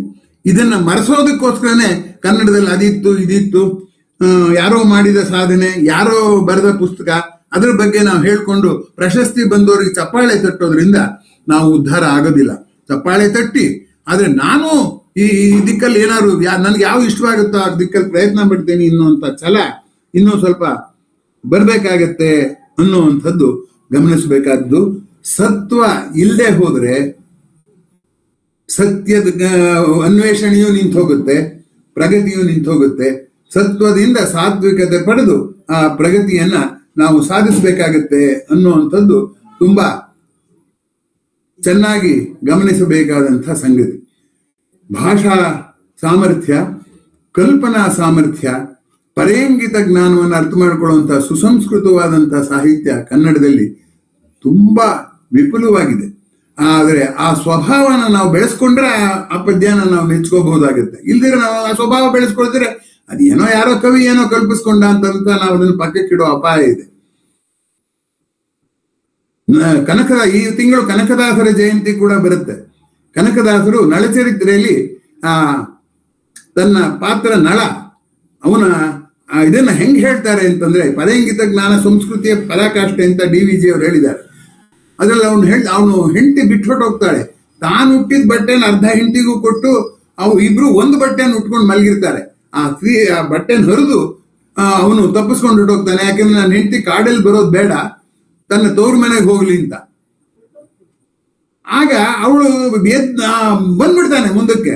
ಆಗ ಹೊಳೆಯುತ್ತೆ, ಹೌದು ಅವಳು ಏನಾದ್ರು ಆತ್ಮಹತ್ಯೆ ಮಾಡ್ಕೊಂಡ್ಬಿಟ್ರೆ ಅವಳು ಏನ್ ದುಃಖ ಪಡ್ತಾಳು, ನಾನು ಹೇಳ್ದೆ ಕೇಳ್ದೆ ಬಂದ್ಬಿಟ್ಟಿದ್ದೀನಿ, ನನ್ನ ಉದ್ದೇಶ ಒಳ್ಳೇದೆ, ಅವಳು ಹೇಗೆ ಗ್ರಹಿಸ್ತಾಳೋ ಅನ್ನೋ ಪದೇಂಗಿತ ಜ್ಞಾನದ ಪದ್ಯ ನಾನು ಎಂದೂ ಮರೆಯಲಾರೆ. ನಮ್ಮ ತಾಯಿ ಆ ಪದ್ಯವನ್ನು ಪದೇ ಪದೇ ಹೇಳಿ ನಿನ್ನನ್ನು ಬೈದವ್ರ ಹಿಂದಿರುವಂತ ಮನೋಭಾವವನ್ನು ನೀನು ಕಲ್ಪಿಸ್ಕೋಬೇಕು ಅಂತ ನನಗೆ ಹೇಳ್ಕೊಡ್ತಾ ಇದ್ದದ್ದನ್ನ ಈಗ ಜ್ಞಾಪಿಸ್ಕೋತೀನಿ. ನನ್ನ ತಾಯಿಯು ಕನ್ನಡ ಮಾತೆಯ ಪ್ರತಿನಿಧಿ ಅಂತ ನಮ್ಗೆ ತುಂಬಾ ಸಂತೋಷ ಆಗುತ್ತೆ. ಅದ್ರಲ್ಲಿ ಅವನ ಪದ್ಯ ಹೀಗೆ ಹೇಳ್ತಾನೆ: ವನಿತೆ ಮಲಗಿ ಹೇಳೋ ಅಧೈರ್ಯದಿ ನೆನೆವಳೋ, ದೈವವನ್ನು ಕನಸ ಕಂಡೇಳುವಳೋ, ದೈವವನ್ನು ಕಾಣದೆ ಹಲವ ಹಂಬಲಿಸಿ ಕನಲಿ ವಿಧಿಯನ್ನು ಬೈವಳೋ, ಕಂಬನಿಯ ಸೋರು ಸುರಿವಳೋ, ಶೋಕದಲ್ಲಿ ನಿಜ ತನುವ ಬಿಸುಡುವಳೋ, ಕಾಂತೆಯಂತಿ ಹಳೆಂತು ಬಿಸಿಸುವುದ. ಬಂದ್ಬಿಟ್ಟಿದ್ದಾನೆ. ಈಗ ಹೆಂಡತಿ ಅಕಸ್ಮಾತ್ ಸತ್ತು ಹೋಗ್ಬಿಟ್ರೆ ಎಷ್ಟು ಸಾಧ್ಯತೆ ಇದೆ ನೋಡಿ. ಇದನ್ನು ಒಂದು ವರ್ತನೆ ಇಲ್ಲ, ಅವಳು 4 ರೀತಿ ಆಗುತ್ತೆ. ನಾನು ಅವಳು ತವ್ರ ಮನೆಗೆ ಹೋಗಿ ಸುಖವಾಗಿರ್ಲಿ ಅಂತ ನಾನು ಬಂದೆ ನಿಜ, ಅವಳೇನಾದ್ರು ಕೋಪಿಸ್ಕೊಂಡು ಪ್ರಾಣ ಬಿಟ್ಬಿಟ್ರೆ ಅಂತ ಆಗುತ್ತೆ. ಅವಾಗ ಹಿಂದಕ್ಕೆ ಬರೋ ಸ್ಥಿತಿಯಲ್ಲಿ ಇರೋದಿಲ್ಲ. ಆದ್ರಿಂದ ಅಸಹಾಯಕತೆಯ ಪರಾಕಾಷ್ಠೆಯನ್ನ ತಾನು ಕಾಡಕ್ಕೆ ಹೋಗದಲ್ಲ, ಯೋಚನೆ ಮಾಡ್ದಲೆ ತನ್ನ ಹೆಂಡತಿ ಸುಖವಾಗಿರ್ಬೇಕು ಅನ್ನುವಂಥ ಆಲೋಚನೆಯನ್ನು ಮಾಡುವಂಥ ಪಾತ್ರಗಳು ಕರ್ನಾಟಕದಲ್ಲಿ ಇದ್ದು, ಈಚೆಗೆ ನಾವು ಸ್ವಕಾರ್ಯ ದುರಂಧರರಾಗಿ ಅನ್ಯರ ಮನೋಭಾವವನ್ನ ಅರಿತುಕೊಳ್ಳಲಾಗದ ಒಂದು ಸ್ಥಿತಿಗೆ ನಾವು ತಲುಪಿದ್ದೀವಿ ಅನ್ನೋ ದೃಷ್ಟಿಯಿಂದ ಏನಾಗಬೇಕಾಗಿದೆ ಅಂದ್ರೆ ಮನದ ಸಂಸ್ಕಾರವೂ ಆಗಬೇಕಾಗಿದೆ. ದ್ರವ್ಯ ಸಂಸ್ಕಾರವನ್ನ ವಿಜ್ಞಾನ ಮಾಡುತ್ತೆ, ಅದನ್ನ ಗ್ರಾಹಕ ಸಾಮಗ್ರಿಯಾಗಿ ಮಾಡುತ್ತೆ, ಮಾರಾಟ ಆಗುತ್ತೆ, ಅದು ಬೇರೆ. ಆದ್ರೆ ದ್ರವ್ಯ ಸಂಸ್ಕಾರಕ್ಕಿಂತ ಕಷ್ಟವಾದದ್ದು ಮನದ ಸಂಸ್ಕಾರ. ಈ ಮನದ ಸಂಸ್ಕಾರವನ್ನ, ನನ್ನ ಮನದ ಸಂಸ್ಕಾರವನ್ನ ನಾನೇ ಮಾಡ್ಕೋಬೇಕು, ಬೇರೆಯವ್ರು ಮಾಡಕ್ಕಾಗಲ್ಲ. ಯಾಕೆಂದ್ರೆ ನನ್ನ ಮನದ ಸಂಸ್ಕಾರ ಯಾವ್ದಾಗ್ಬೇಕು ಅನ್ನೋದು ನನಗ್ ಗೊತ್ತಿದೆ, ನನ್ನ ಮನ ಇನ್ನೊಬ್ರಿಗೆ ಏನ್ ಕಾಣುತ್ತೆ. ಹಾಗಾಗಿ ಇಲ್ಲಿ ತುಂಬಾ ಮುಖ್ಯವಾಗಿ ಆತ್ಮಾವಲೋಕನ ಮಾಡಿಕೊಂಡು ತನ್ನ ಮನದ ಸಂಸ್ಕಾರವನ್ನ ಮಾಡಿಕೊಂಡು ಇನ್ನೊಬ್ಬರಿಗೂ ನಾನು ಹೀಗೆ ಮಾಡ್ಕೊಂಡೆ ಅಂತ ಹೆಮ್ಮೆಯಿಂದ ಹೇಳುವಂತಹ ಮಾದರಿ ವ್ಯಕ್ತಿತ್ವಗಳು ನಮ್ಮ ಸಮಾಜಕ್ಕೆ ಬೇಕಾಗಿದೆ ಅಂತ ಅನ್ನುವಂಥದ್ದನ್ನ ಗಮನಿಸಬೇಕು. ಈಗ ಕೈಯನ್ನ ಉಜ್ಜುತ್ತೀವಿ ಅಂತ ಇಟ್ಕೊಳ್ಳೋಣ. ಕೈ ಉಜ್ಜಿದ್ರೆ ಬಿಸಿ ಬರುತ್ತೆ. ನೀವು ಎಷ್ಟೇ ಉಜ್ಜಿದ್ರೂ ಕೂಡ ನೀರು ಕುದಿಸೋಕ್ಕಾಗಲ್ಲ. ಕೈ ಉಜ್ಜಿ ಉಜ್ಜಿ ನೀರು ಕುದಿಸಬಲ್ರ ನೀವು? ಇಲ್ಲ, ಕುದಿಸೋಕ್ಕಾಗೋದಿಲ್ಲ. ಆದರೆ ಕೈ ಉಜ್ಜಿ ಚಳಿನಾರು ಕಳ್ಕೋಬಹುದು. ಹಾಗಾಗಿ ನಾನು ದ್ವಂದ್ವಗಳಿದೆಯಲ್ಲ, ಮನಸ್ಸಿನ ದ್ವಂದ್ವಗಳನ್ನ ಕಳ್ಕೊಂಡು ಆ ಬಿಸಿಯಲ್ಲಿ ನಾನು ಒಲೆ ಹಚ್ಚಿ ನೀರನ್ನು ಕುದಿಸೋದಕ್ಕೂ ಸಾಧ್ಯ ಆಗತ್ತೆ. ಹಾಗಾಗಿ ಇಲ್ಲಿ ನಾವು ನಮ್ಮ ಇತಿಮಿತಿಗಳನ್ನು ಮೀರಿ ಬರುವಂಥದ್ದು ವೈಯಕ್ತಿಕ ಆದರ್ಶ ಮತ್ತು ಸಾಮುದಾಯಿಕ ಆದರ್ಶ ಇದೆಯಲ್ಲ, ಎರಡನ್ನೂ ಕೂಡ ಸಾಧಿಸೋದು ತುಂಬಾ ಕಷ್ಟ. ವೈಯಕ್ತಿಕ ಆದರ್ಶದಲ್ಲಿ ನಾನು ಒಳ್ಳೆಯವನು ಅನ್ನಿಸ್ಕೋಬೇಕು ಅನ್ನೋದಷ್ಟೇ ಆದರ್ಶ. ಸಾಮುದಾಯಿಕ ಆದರ್ಶದಲ್ಲಿ ನಾನು ಕೆಟ್ಟವನಾದ್ರೂ ಸರಿಯೇ, ಸಮಾಜ ಎಲ್ಲ ಒಳ್ಳೆಯವರಾಗಿರ್ಬೇಕು ಅನ್ನುವಂಥ ಆದರ್ಶ. ಹೀಗಾಗಿ ಎರಡು ಆದರ್ಶಗಳನ್ನ ನಾವಿವತ್ತು ಮಾಡದೆ ಹೋದ್ರೆ ನಾವು ಏನೇ ಕನಸು ಕಂಡ್ರೂ ಅದು ಜಾರಿಗೆ ಬರೋದಿಲ್ಲ. ಈ ಎರಡು ಆದರ್ಶಗಳನ್ನೂ ಬಿಟ್ಟು ಕೂತಿರುವ ನಾವು ಈ ರಾಜ್ಯೋತ್ಸವದ ಸಂದರ್ಭದಲ್ಲಿ ಈ ಎರಡು ಆದರ್ಶಗಳನ್ನ ಕೆಣಕುವ ಜನ ಇದ್ದಾರೆ. ಈಗಲೂ ಕರ್ನಾಟಕದಲ್ಲಿ ಬೇಕಾದಷ್ಟು ಜನ ಅದನ್ನ ಸಾಧನೆ ಮಾಡಿರೋರಿಂದ ಇದ್ದಾರೆ. ಆ ಮಾದರಿಯನ್ನ ಮುಂದುವರಿಸಿ ನನ್ನ ಕಸುಬಿನಲ್ಲಿ ನಾನು ಏನ್ ಮಾಡ್ಬೇಕು ಅಂತ ಈ ವರ್ಷ ಒಂದು ಸಂಕಲ್ಪ ಮಾಡಿದರೆ ಮುಂದಿನ ವರ್ಷದ ಹೊತ್ತಿಗೆ ನಾವು ಆ ಸಂಕಲ್ಪ ಎಷ್ಟು ಮಟ್ಟಿಗೆ ಜಾರಿ ಬಂತು ಅನ್ನೋ ಅನುಭವವನ್ನ ಬರೆದಿಟ್ರೆ ಮುಂದಿನವರು ಆ ಸಂಕಲ್ಪ ಮಾಡುವಾಗ ಆ ಅನುಭವದ ಕೊರತೆಗಳನ್ನೆಲ್ಲ ನೀಗಿಕೊಳ್ಳೋದಿಕ್ಕೆ ಸಾಧ್ಯ ಆಗುತ್ತೆ ಅಂತ ಕುವೆಂಪು ಅವರು ಅಜ್ಜನ ಹೆಗಲೇರಿದ ಮೊಮ್ಮಗ ಅಂತ ಹೇಳಿ ವಿವರಿಸ್ತಾರೆ. ಅಂದ್ರೆ ನಾನು ಇವತ್ತು ಮಾಡುವ ಆಲೋಚನೆಗಳು, ಸಾಧನೆಗಳು ನನ್ನ ಹಿಂದಿನ ಅಪ್ಪ ಅಜ್ಜಂದಿರ ಮಾಡಿದ್ದನ್ನ ಅವ್ರು ತಲೆ ಹೆಗಲ್ ಮೇಲೆ ಕೂತು ನಾನು ಎತ್ತರಕ್ಕಿದ್ದೀನಿ ಅಂತ ಹೇಳ್ಕೊಂಡ ಹಾಗೆ ನಾವು ನಮ್ಮ ಮಟ್ಟದಲ್ಲಿ ಆಲೋಚನೆ ಮಾಡಿ ಹಿಂದಿನ ಮಟ್ಟದವ್ರನ್ನ ಖಂಡಿಸೋದ್ರಿಂದ, ಹೀನಾಮಾನ ಖಂಡಿಸೋದ್ರಿಂದ, ಗುತ್ತು ಗುರಿ ಇಲ್ಲದೆ ಹೊಗಳೋದ್ರಿಂದ ಏನು ಆಗೋದಿಲ್ಲ. ಮೇಲೇರುವ ಸಾಹಸಕ್ಕೆ ನಾವು ಕೈ ಹಾಕಬೇಕಾಗಿದೆ ಅಂತ ತಮ್ಮಲ್ಲಿ ಮನವಿ ಮಾಡಿಕೊಳ್ತಾ, ಈಗ ಈ ಬಗೆಯ ಉಪನ್ಯಾಸಗಳನ್ನ ಮಾಡೋರು ಕಡಿಮೆ. ಯಾಕೆ ಅಂದ್ರೆ ಯಾವ್ದಾದ್ರು ಒಂದು ಭಾಗ ಇಟ್ಕೊಂಡು ಉಪನ್ಯಾಸ ಮಾಡ್ತಾರೆ. ಅದೇ ಹೇಳ್ದಲ್ಲ, ಆದರ್ಶನ ಇಟ್ಕೊಂಡು ಆದರ್ಶವಲ್ಲದ್ದನ್ನು ಇಟ್ಕೊಂಡು ವಾಸ್ತವದ ಹೆಸರಿನಲ್ಲಿ ಎಲ್ಲರನ್ನು ಕನ್ನಡಿಗರನ್ನೆಲ್ಲ ಸೇರಿ ಹೀನಾಮಾನ ಬೈದ್ ಬಿಡೋದು, ಅಥವಾ ಕನಸುಗಳನ್ನ ಇಟ್ಕೊಂಡು ವಾಸ್ತವವನ್ನೇ ಬಿಟ್ಬಿಡೋದು ಮಾಡಿದ್ರೆ ಸುಮ್ಮನೆ ಅದು ಕೇವಲ ಕಾಲಹರಣ ಮತ್ತು ಮಾತಿನ ಜಾಣತನ ಆಗುತ್ತೆ ಹೊರತು ಆಗೋದಿಲ್ಲ. ಅದರಿಂದ ಪ್ರಗತಿ ಅಂದ್ರೆ ನಾವು ಗಳಿಸುವುದಲ್ಲ, ನಮ್ಮಲ್ಲಿರೋ ದೌರ್ಬಲ್ಯಗಳನ್ನ ಕಳ್ಕೊಳ್ಳೋದ್ರಿಂದ ಪ್ರಾರಂಭ ಆಗಬೇಕು ಅಂತ ಅನ್ನುವಂಥದ್ದು. ಗಂಗಾಧರ ಚಿತ್ತಾಲ ಅವರು ತಮ್ಮ ಪದ್ಯದಲ್ಲಿ ಮೂಗೊರೆಸುವ ಪರಿವೆಯೇ ಇಲ್ಲ ಇವನಿಗೆ, ಮುಗಿಲ ಮಲ್ಲಿಗೆಗೆ ಕೂಡಿಸುವ ದನಿಗೆ ಅಂತ ಹೇಳಿರುವಂತ ಮಾತು ಎಷ್ಟು ಗಂಭೀರವಾಗಿ ಗಮನಿಸಬೇಕಾದ್ದು. ನಾವೀಗ ಮೂಗೊರೆಸ್ಕೊಳ್ಳೋದ್ರಿಂದ ಪ್ರಾರಂಭ ಮಾಡಬೇಕಾಗಿದೆ ನಮ್ಮ ಯಾವುದು ಸಾಹಸ ಯಾತ್ರೆಯನ್ನ. ನಮ್ಮ ಸಾಹಸ ಯಾತ್ರೆಗೆ ಇನ್ಯಾರೋ ಬಂದು ಹೇಳ್ತಾರೆ ಅವಾಗ ನಾನು ಆಗ್ತೀನಿ ಅನ್ನುವಂಥದ್ದಲ್ಲ. ನನ್ನ ಸಾಹಸ ಯಾತ್ರೆಯನ್ನ ನನ್ನ ಸಂಕಲ್ಪದಿಂದಲೇ, ನನ್ನ ಇತಿಮಿತಿಯ ಪ್ರಜ್ಞೆಯಿಂದಲೇ, ಅದನ್ನ ಮೀರುವುದರಿಂದಲೇ ಸಾಧಿಸುವಂತಹ ವೈಯಕ್ತಿಕ ಉತ್ಸಾಹ ತಮ್ಮೆಲ್ಲರಿಗೂ ಬರಲಿ ಅಂತ ಹಾರೈಸ್ತಾ, ಆ ದಿಕ್ಕಿನಲ್ಲಿ ನಮ್ಮ ಕ್ಷೇತ್ರದಲ್ಲಿ ನಾವು ಪ್ರಯತ್ನ ಮಾಡೋಣ ಅಂತ ತಮ್ಮಲ್ಲಿ ಮನವಿ ಮಾಡ್ಕೋತೇನೆ. ಸಿ ವಿ ರಾಮನ್ ಅವರು ಗಾಂಧಿ ಜಯಂತಿ ಮಾಡುವಾಗ ವಿಜ್ಞಾನದ ಉಪನ್ಯಾಸ ಮಾಡುತ್ತಿದ್ರು. ಅವ್ರು ಹೇಳ್ತಾ ಇದ್ರು, ಯಾಕೆಂದ್ರೆ ಎಲ್ಲರೂ ಗಾಂಧಿಯನ್ನು ಹೊಗಳೋದ್ರಿಂದ ನಮ್ಮ ದೇಶ ಉದ್ಧಾರ ಆಗೋದಿಲ್ಲ, ಗಾಂಧಿಯ ಆದರ್ಶವನ್ನ ನಮ್ಮ ವೃತ್ತಿಗಳಲ್ಲಿ ಅನುಸರಿಸೋದ್ರಿಂದ ಆದರ್ಶ ಅದು ಜಾರಿಗೆ ಬರುತ್ತೆ ಅಂತ. ಹಾಗೆ ರಾಜ್ಯೋತ್ಸವ ಅಂದ್ರೆ ಸಾಕು, ಒಂದಷ್ಟು ಹೊಗಳಿದ್ರೆ ಆಯ್ತು, ಅದಕ್ಕೆ ಏನಂತೆ, ಏನೋ ಒಂದು ಭಾಷಣ ಮಾಡಿದ್ರೆ ಆಯ್ತು ಅನ್ನುವಂಥ ಸಂಗತಿಗಳನ್ನ ನಾನು ನೋಡಿ ತುಂಬಾ ನೊಂದುಕೊಂಡಿದ್ದೀನಿ. ಬರೇ ಮಾತಿನಿಂದ ಏನು ಆಗೋದಿಲ್ಲ. ಮಾತನ್ನ ಏನಾಗ್ಬೇಕು, ಸಂಕಲ್ಪ ಆಗ್ಬೇಕು. ಸಂಕಲ್ಪ ಆದಾಗ ಕಾರ್ಯಯೋಜನೆ ಆಗ್ಬೇಕು, ಕಾರ್ಯಯೋಜನೆ ಕಾರ್ಯವಾಗಬೇಕು. ಸಾಮೂಹಿಕವಾದಂತ ಸಾರ್ವಜನಿಕ ಅಭಿಪ್ರಾಯ ಮೂಡಿಸುವ ಜವಾಬ್ದಾರಿಯೂ ನಮ್ಮದೇ. ವೈಯಕ್ತಿಕವಾಗಿ ನಾನು ಏನಾದ್ರೂ ಒಂದು ಮುಂದಿನ ವರ್ಷಕ್ಕೆ ಏನಾದ್ರೂ ಒಂದು ಸಾಧನೆ ಮಾಡಬೇಕು ಅನ್ನುವಂಥದ್ದು ಒಂದು ಆದರ್ಶವೇ. ಆ ಕೆಲಸಗಳು ಬೇಕಾದಷ್ಟಿದೆ. ಪಯಣದ ಹಾದಿಯ ಸವೆಸುತ ನಡೆದವು 25ರ ಘಟ್ಟ, ಹೆಮ್ಮೆಯ ಹಿಗ್ಗಳು ಮೈ ಮರೆಯದಿರಿ ಇನ್ನೆಷ್ಟೋ ಇದೆ ಬೆಟ್ಟ ಅಂತ 25ಕ್ಕೆ ಸ್ವತಂತ್ರ ಬಂದು 25 ವರ್ಷ ಆದಾಗ ಒಬ್ಬ ಕನ್ನಡ ಸಾಹಿತಿ ಈ ಪದ್ಯ ಬರೆದಿದ್ರು. ಇಲ್ಲಿ ನೋಡಿ, ಪಯಣದ ಹಾದಿಯ ಸವೆಸುತ ನಡೆದವು 25ರ ಘಟ್ಟ ತಲುಪಿರೋದು ನಿಜ, ಆದ್ರೆ ಹೆಮ್ಮೆಯ ಹಿಗ್ಗಲ್ಲಿ ಮೈ ಮರೆಯೋ ಬೇಡ, ಇನ್ನೂ ಎಷ್ಟೋ ಬೆಟ್ಟಗಳನ್ನ ನಾವು ದಾಟಬೇಕಾಗಿದೆ ಅಂತನ್ನುವಂಥ ಮಾತನ್ನ ಕನ್ನಡದಲ್ಲಿ ಬರೆದಿರೋದು ಅನೇಕರಿಗೆ ಗೊತ್ತಿಲ್ಲ. ಇಂಗ್ಲಿಷ್ ಪರಿಣಿತರು ಕೆಲವರು ಇದ್ದಾರೆ, ಅವ್ರು ರಾಬರ್ಟ್ ಫಾಸ್ಟ್ ಕೋಟ್ ಮಾಡ್ತಾರೆ. ಅವ್ನು ರಾಬರ್ಟ್ ಫಾಸ್ಟ್ ಏನ್ ಹೇಳ್ತಾನೆ, ಕಾಡು ತುಂಬಾ ಸುಂದರವಾಗಿದೆ, ಆದ್ರೆ ನನ್ಗೆ ಇಲ್ಲಿ ಇರ್ಬೇಕು ಅಂತ ಆಸೆ ಆಗಿರುತ್ತೆ, ಆದ್ರೆ miles to go before I sleep ಅಂತ ಹೇಳ್ತಾನೆ. ನಾನು ಮಲಗುವ ಮುನ್ನ ಇನ್ನು ಮೈಲಿಗಟ್ಲೆ ಹೋಗ್ಬೇಕಾಗಿರೋದ್ರಿಂದ ಈ ಸೌಂದರ್ಯಕ್ಕೆ ಮರುಳಾಗಿ ಮೋಹಗೊಂಡು ನನ್ನ ಕರ್ತವ್ಯ ಪ್ರಜ್ಞೆಯನ್ನು ಬಿಡೋ ಹಾಗಿಲ್ಲ, ಯಾಕಂದ್ರೆ ನಂಗೆ ಇನ್ನೂ ಮಾಡ್ಬೇಕಾದಿದೆ ಅನ್ನುವಂಥ ಕರ್ತವ್ಯ ಪ್ರಜ್ಞೆ ಇದೆ ಅನ್ನುವಂಥದ್ದು. ಆತ್ಮೀಯರೇ, ಸಾವು ಸಮಸ್ಯೆ ಅಲ್ಲ, ಪ್ರಕೃತಿಯ ಲೀಲೆ. ಆದ್ರೆ ಸಾವು ಯಾವಾಗ ಬರುತ್ತೋ ಗೊತ್ತಿಲ್ಲ. ಆದ್ರಿಂದ ನಾಳೆಗೆ ಯಾವುದನ್ನು ಮುಂದೂಡದೆ ಇಂದು ನಾನು ಏನ್ ಮಾಡಬಹುದು ಅನ್ನುವುದನ್ನ ನಿರಂತರವಾಗಿ ಕೆಲಸ ಮಾಡುವವರಿಗೆ ಕಷ್ಟದ ಇರುವೆ ಕಚ್ಚಕ್ ಬರಕ್ ಸಾಧ್ಯ ಇಲ್ಲ. ಯಾಕೆಂದ್ರೆ ಇವರಿಗೆ ಕೆಲಸ ಮಾಡುವ ಕಿಚ್ಚು ಇರುತ್ತೆ. ಕೆಂಡಕ್ಕೆ ಇರುವೆ ಕಚ್ಚಿದರೆ ಇರುವೆ ಸುಟ್ಟೋಗುತ್ತೆ ಹೊರತು ಕೆಂಡ ಆರು ಹೋಗುದಿಲ್ಲ. ಹಾಗಾಗಿ ನಮ್ಮ ಕಾರ್ಯೋತ್ಸಾಹದ ಕೆಂಡ ಮುಂದಿನ ವರ್ಷದವರೆಗೆ ಉಳಿಯೋ ಹಾಗೆ ಅದರ ಜೀವಂತಿಕೆಯನ್ನ ಕಾಪಾಡಿಕೊಂಡ್ರೆ ಮುಂದಿನ ವರ್ಷ ಮತ್ತೆ ನವೀಕರಣ ಮಾಡೋದಕ್ಕೆ ಸಾಧ್ಯ ಆಗುತ್ತೆ. ಆದ್ರಿಂದ ರಾಜ್ಯೋತ್ಸವ ಅಂದ್ರೆ ಕೇವಲ ನವೀಕರಣ ಅಲ್ಲ, ವಾಸ್ತವ ಆದರ್ಶ ಆಗಿರೋದು ಆಗಬೇಕಾದ್ದು ಎಲ್ಲವುದನ್ನು ಗಮನಿಸಿ ಸಾಮುದಾಯಿಕವಾದಂತಹ ಸಾರ್ವಜನಿಕ ಅಭಿಪ್ರಾಯ ಮೂಡಿಸುವ ಕಡೆಗೆ, ವೈಯಕ್ತಿಕವಾಗಿ ನಾನು ಏನ್ ಮಾಡ್ಬೇಕು ಅನ್ನುವಂಥ ಪ್ರಶ್ನೆಗೆ ಮುಖಾಮುಖಿಯಾಗಿ ಸಾಧಿಸದಿದ್ರು ಸರಿಯೇ ಮಾಡ್ತೀನಿ ನಾನು, ಪ್ರಯತ್ನವೇ ನನ್ನ ಹೆಮ್ಮೆ ಅನ್ನುವ ಒಂದು ದೃಷ್ಟಿಯಿಂದ ನಾವೆಲ್ಲರೂ ಕೆಲಸ ಮಾಡೋಣ ಅಂತ ಹೇಳ್ತಾ, ಎಂದಿನಂತೆ ನಮಗೆ ಈ ಉಪನ್ಯಾಸ ನಿರಾಶೆಯೂ ಆಗಿರ್ಬೋದು, ಸಂತೋಷವಾಗಿರ್ಬೋದು, ನನಗೆ ಗೊತ್ತಿಲ್ಲ. ಆದ್ರೆ ನನಗೆ ಇದನ್ನ ಮಾಡುವಂತ ಒತ್ತಾಸೆಯನ್ನ ತಾವೆಲ್ಲ ಕೊಟ್ಟು ರಾಜ್ಯೋತ್ಸವದ ಬಗ್ಗೆ ಮಾತಾಡಿ ಅಂತ ವಿಶೇಷವಾಗಿ ಗಣೇಶ್ ಹೆಗ್ಡೆ ಅವರು ಹೇಳಿದ್ರು. ನಾವು ಮುಂದೆ ರಾಜ್ಯೋತ್ಸವದ ಭಾಷಣ ಮಾಡುವಾಗನು ಇದನ್ನ ಉಪಯೋಗ ಮಾಡ್ಕೊಳ್ಳೋ ತರ ಏನಾದ್ರು ಮಾತಾಡಿ ಅಂತ ನನ್ನ ಯಥಾಮತಿ ಮಾತಾಡಿದ್ದೇನೆ. ಅದನ್ನ ಕೇಳಿದ ತಮ್ಮೆಲ್ಲರಿಗೂ ಧನ್ಯವಾದಗಳು.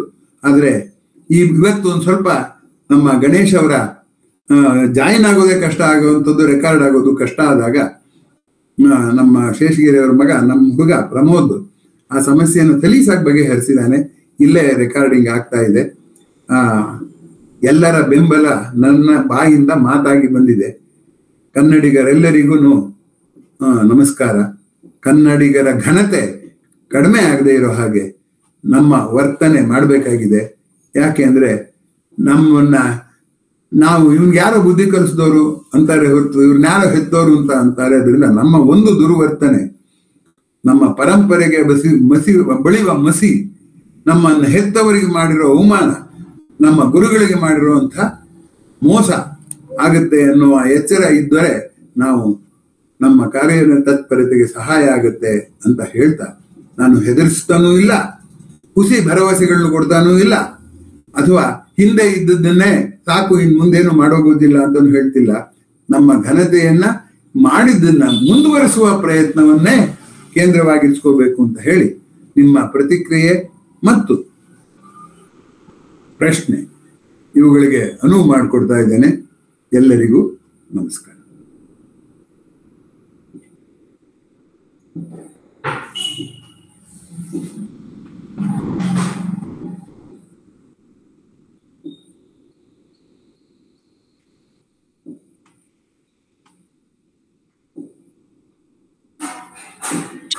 ನಮಸ್ತೆ ಸರ್. ಚೆನ್ನಾಗಿತ್ತು ಸರ್ ಉಪನ್ಯಾಸ. ಬರೀ ನಾವು ರಾಜ್ಯೋತ್ಸವದ ಭಾಷಣ ಅಂತಂದ್ರೆ ಅಥವಾ ಉಪನ್ಯಾಸ ಅಂತಂದ್ರೆ ಕದಂಬರು, ಗಂಗರು, ಚಾಲುಕ್ಯರು, ರಾಷ್ಟ್ರಕೂಟರು, ಹೊಯ್ಸಳರು, ಸೊ ಈ ಹಿನ್ನೆಲೆಯಲ್ಲೇ ಇತಿಹಾಸವನ್ನ ತಿಳ್ಕೊಳ್ಳೋದ್ರಲ್ಲಿ ಪ್ರಸ್ತುತ ಸಂದರ್ಭದಲ್ಲಿ ಕನ್ನಡಿಗರ ಜವಾಬ್ದಾರಿ ಏನು, ಮುಂದಿನ ಒಂದು ಜನಾಂಗಕ್ಕೆ ಅಥವಾ ಮುಂದಿನ ಸಂತತಿಗೆ ನಮ್ಮ ಕೊಡುಗೆ ಏನು ಪ್ರಸ್ತುತ ಸಂದರ್ಭದಲ್ಲಿ ಅನ್ನುವಂಥದ್ದು ವೇದ್ಯವಾಯ್ತು ಸರ್. ತುಂಬಾ ಚೆನ್ನಾಗಿತ್ತು. ಧನ್ಯವಾದಗಳು ಸರ್. ನೋಡಿ, ರಾಜರತ್ನಂ ಅವರು ನಾನು ಸಾಹಸ ಭೀಮ ವಿಜಯ ಓದಿದೀವಿ ಅಂತ ಕೇಳಿದ್ರು. ಓದಿದೀನಿ ಅಂದ್ರೆ ಎಲ್ಲಿ ಒಂದು ಪದ್ಯ ಹೇಳು ನೋಡೋಣ ಅಂದ್ರು. ಹೀಗಾಗಿ ಭಾಷಣ ಮಾಡೋರು ಹೇಳ್ತಿರ್ತಾರೆ ಪಂಪ, ರನ್ನ, ಕುಮಾರ, ಒಂದು ಪದ್ಯ, ಒಂದೇ ಒಂದು ಪದ್ಯ ಬರದೇ ಇದ್ಮೇಲೆ ನಮ್ಗೆ ಯಾವ ಹಕ್ಕು ಇಲ್ಲ. ಅವ್ನು ಸುಮ್ನೆ ಎಂಥದ್ದು ಅಪ್ರಾಮಾಣಿಕವಾದ ಮುಖಸ್ತುತಿ ಮಾಡೋದ್ರಲ್ಲಿ ಏನೂ ಪ್ರಯೋಜನ ಆಗೋದಿಲ್ಲ ಅನ್ನೋವಂಥದ್ದನ್ನ ನನ್ನ ಗುರುಗಳು ಹೇಳ್ಕೊಟ್ರು. ಆದ್ರಿಂದ ಇವತ್ತು ನನ್ನ ಮಾತಿಗೆ ಅನೇಕವಾದಂತಹ ಕೃತಜ್ಞತೆ ಸಲ್ಲಬೇಕಾದ್ದು ನನಗಲ್ಲ, ನನ್ನನ್ನ ಹೊಸ ದೃಷ್ಟಿಕೋನವನ್ನು ನೀಡಿದ ಅನೇಕ ಮಹನೀಯರಿಗೆ ಅವರೆಲ್ಲರನ್ನು ಮತ್ತೊಮ್ಮೆ ಜ್ಞಾಪಿಸ್ಕೋತೀನಿ. ತಮಗೆ ಇದರಲ್ಲಿ ಒಂದು ಹೊಸತನ ಕಣ್ ತುಂಬಿದ್ದಕ್ಕೆ ತುಂಬಾ ಧನ್ಯವಾದಗಳು. ಮುಂದಿನ ಪ್ರತಿಕ್ರಿಯೆ.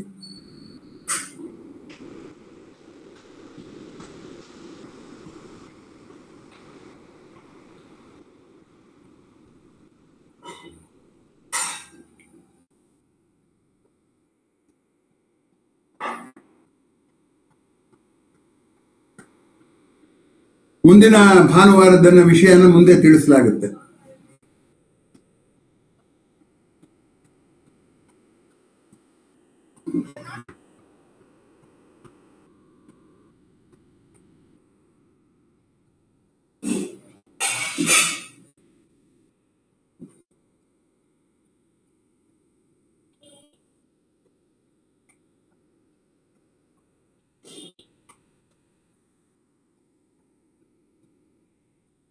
ಎಂದಿನಂತೆ ಸಮಯದ ನಿರ್ವಹಣೆಯ ಸಲುವಾಗಿ ಸ್ವಲ್ಪ ವೇಗವಾಗಿ ನಿರೂಪಣೆ ಮಾಡಿದ್ದೀನಿ ಅಂತ ನನಗೆ ಗೊತ್ತಿದೆ.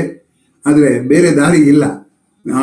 ಈ ಜಾಲನ್ಯಾಸದಲ್ಲಿ ಇದು ಅನಿವಾರ್ಯ, 1 ಗಂಟೆಯ ಅವಧಿಯಲ್ಲಿ ಹೇಳಬೇಕಾಗಿರೋದ್ರಿಂದ.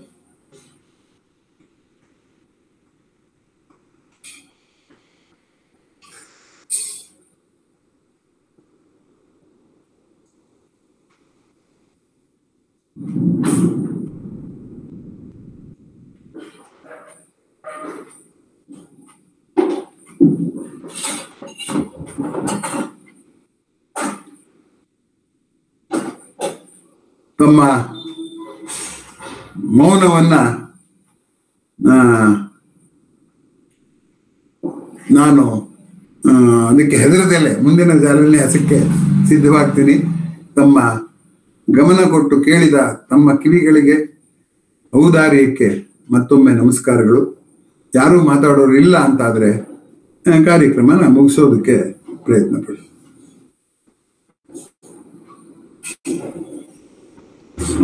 ನಮಸ್ತೆ ಗುರುಜಿ.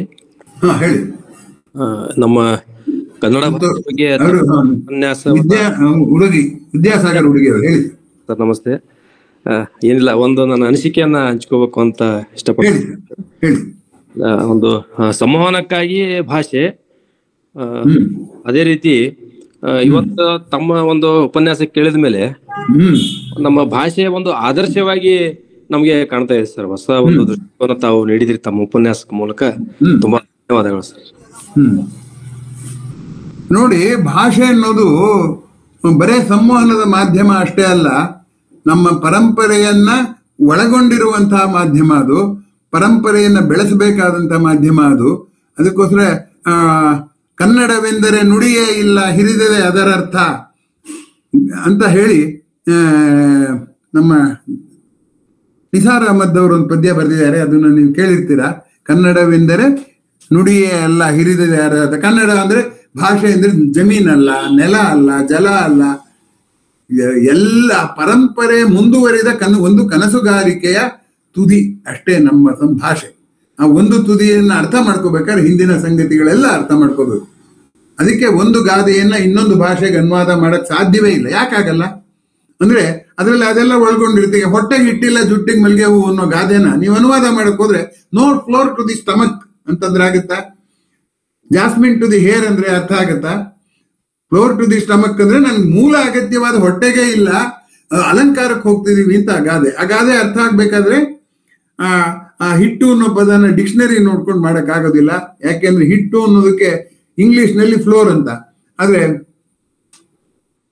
ಈ ಗಾದೆಯ ಬಳಕೆಯಲ್ಲಿ ಹಿಟ್ಟಿಲ್ಲ ಅಂದ್ರೆ ಮೂಲಭೂತ ಅಗತ್ಯವೇ ಇಲ್ಲ ಅಂತ ಅರ್ಥ. ಹಾಗಾಗಿ ನಾವು ಒಂದು ಭಾಷೆಯನ್ನ ಬರೇ ಶಬ್ದಗಳ ಮೂಲಕ, ನಿಘಂಟಿನ ಮೂಲಕ ಅರ್ಥ ಮಾಡ್ಕೊಳ್ಳೋಕೆ ಸಾಧ್ಯವಿಲ್ಲ ಅಂದಾಗ ಅದರಲ್ಲಿ ಅವಿತು ಕುಳಿತಿರುವ ಪರಂಪರೆ, ಅವಿತು ಕುಳಿತಿರುವ ಬೇಕು ಬೇಡಗಳು ನಮ್ಗೆ ಗೊತ್ತಾಗದೇ ಇದ್ರೆ ಯಾವ ಭಾಷೆ ಇದನ್ನು ಕೂಡ ಇನ್ನೊಂದು ಭಾಷೆಗೆ ಅನುವಾದ ಮಾಡೋಕ್ ಆಗೋದಿಲ್ಲ. ಅದರಿಂದ ನಾನು ಹೇಳಿದ ಅನುವಾದಕಾರಿ ಆಗ್ಬೇಕು ಹೋಗಿದೆ ಅಂತ. ನಿಮ್ಮ ಸೂಕ್ಷ್ಮ ವೀಕ್ಷಣೆಗೆ ಅಭಿನಂದನೆಗಳು. ಧನ್ಯವಾದಗಳು.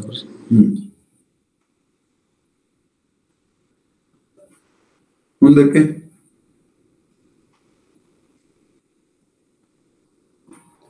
ಆಯ್ತು. ನಿಮ್ಮ ಅಮೂಲ್ಯ ಸಲಹೆಗಳಿಗೆ ಧನ್ಯವಾದಗಳು. ಮುಗಿಸ್ತಾ ಇದ್ದೀನಿ.